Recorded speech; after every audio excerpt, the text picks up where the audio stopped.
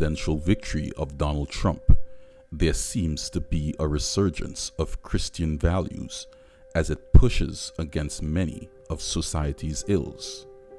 But unbeknown to them, this victory has a very dark religious undertone, which could lead to the unification of both church and state, which history has shown to be a means of social control, and the Bible predicts its return and tells of a new world religious order that will be established.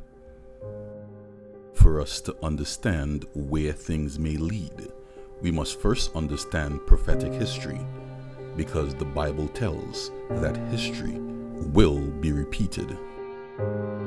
And it is by looking at antiquity through the lens of prophetic history that we will see where this religious resurgence in the administration of Donald Trump, with the backing of unsuspecting Christians, could lead.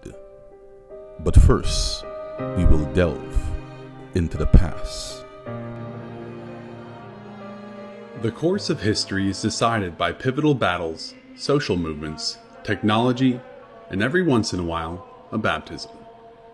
One such baptism was that of Clovis I, and it changed the West forever. Clovis was born a pagan to Childeric I, king of the Salian Franks, and in 466 AD, in a chaotic period for Western Europe, as the power vacuum left by the collapsing Western Roman Empire was filled by various barbarian kingdoms, Franks, Visigoths, Alemanni, among others. Just a year after Clovis' birth, the Germanic king Odoacer toppled Romulus Augustus, the last emperor of the Western Roman Empire. Now the Roman Empire survived only in Eastern Europe under the Emperor Zeno. Rome had fallen. At only 15 years old, Clovis inherited rule of the Frankish kingdom, proving his military prowess 5 years later at the Battle of Soissons by defeating the region's Gallo-Roman forces and ending Roman influence in Gaul, fulfilling his name, which meant renowned in battle. He continued conquering kingdoms in the Gallia Belgica of northern Gaul and defeated the Alemanni at the Battle of Tolbiac in 496 AD, increasing the bounds of the Frankish kingdom. But his military successes are minor parts of his legacy in comparison to his religious wrestlings. Born a pagan, Clovis first leaned toward Arianism, a sect of Christianity that taught Jesus was not divine, but rather a created being. First promoted by Bishop Arius in the mid-3rd century, it had rapidly grown as a contender to be the mainstream Christian doctrine. Arianism stood in direct opposition to the Nicene understanding of Christ's divinity, which affirmed that Jesus was consubstantial with the Father, making it clear that Christ was God. This was the official position of the Catholic Church after the Council of Nicaea in 325. But despite the official promulgation by the Church that Arianism was a heresy, it continued on. During Clovis' time in the 5th century, Arianism dominated the region due to the success of Arian Bishop Ulfilas. Catholics were a minority. Pivotally, Clovis married Clotilda, a princess from a tumultuous court in Burgundy, who remained a Catholic despite her life in a court dominated by Arians. The marriage was historic, as historian David H. Farmer wrote. It was, quote, the theme of epic narratives, end quote. But marriage alone would not precipitate his conversion. He resisted the Nicene faith and the baptism of their newborn son, driving the Merovingian queen to baptize her son in secret. Tragically, the infant died shortly after, only solidifying Clovis' opposition to Catholicism. And it seemed the tragedy might repeat as she bore another son, whom she again secretly baptized and who fell ill. But his heir was spared, narrowly escaping death to carry on the nascent Merovingian dynasty. Clotilda, a future saint, persisted in her efforts of conversion. Then, for reasons not well understood, Clovis had a change of mind, softening toward Catholicism late in his life. In 507 AD, he moved against the Visigoths in a liberative invasion at the urging of many Catholics under Visigothic or Arian rule. Soon after, Clovis took the plunge, literally in baptism, into Catholicism on Christmas Day in 508 AD in Reims. Bishop Remigius baptized him there in a ceremony of Augustinian significance.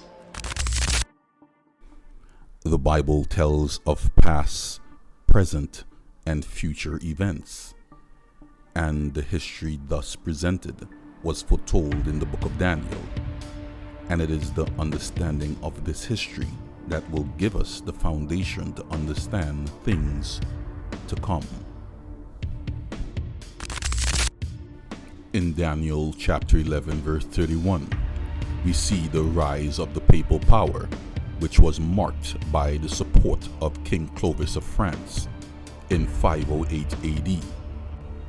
And it reads, "And arms shall stand on his part, and they shall pollute the sanctuary of strength, and shall take away the daily sacrifice, and they shall place the abomination that maketh desolate." So we see the abomination, or the papacy, rising to fruition in 508 as they received support from the French army under the leadership of King Clovis. And as the papacy rose to fruition, they took the place of the ancient Roman Empire. This history is also recorded in the 8th chapter of Daniel, and it reads, "And out of one of them came forth a little horn, which waxed exceeding great towards the south, towards the east, and towards the pleasant land. And it waxed great even to the host of heaven, and did cast down some of the host and of the stars to the ground, and stamped upon them. Yea, he magnified himself even to the prince of the host, and by him the daily sacrifice was taken away." Again, sacrifice is a supplied word, so the daily paganism, pagan Rome, was taken away. So based on the Bible, we can conclude that the little horn power and the abomination are the same entity, the papacy, and it was the papacy that succeeded the ancient Roman Empire. Again, the Bible reveals the activity of this little horn power.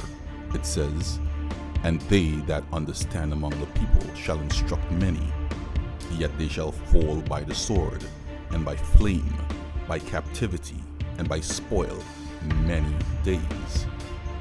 Daniel 7 also concurs with Daniel 11, and it says, "And he shall speak great words against the Most High, and he shall wear out the saints of the Most High, and think to change times and laws. And they shall be given into his hand unto a time, times, and a dividing of time."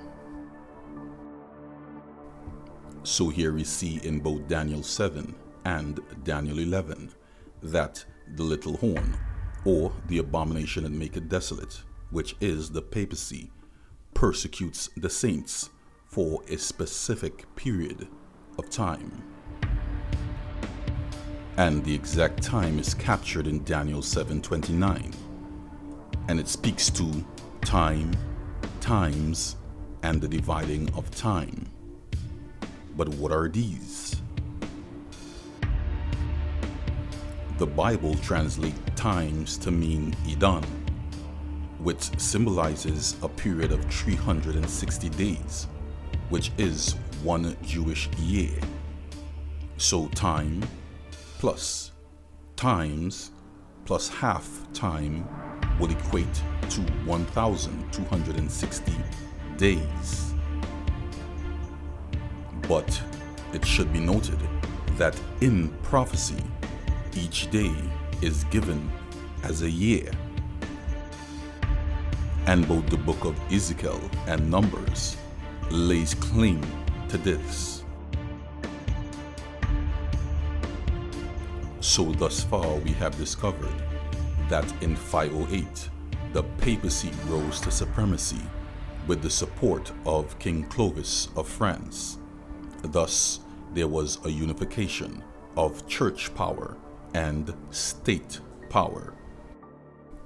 The Bible also confirms that the papacy for 1,260 days, or prophetic years, would persecute the saints. This, history tells us, is called the Dark Ages. A question could be asked: what does all this history have to do with Donald Trump, or by and large, America? The Bible predicts that there was a king that arose that put an end to the papacy's power. This same king is predicted to make war with America, and has been for many years. And based on current events, this war is fast heading to a conclusion. And as Donald Trump, and by and large America, is in the middle of this war, he, Trump and America, will push back against this enemy. This enemy is diverse from any that we have mentioned before.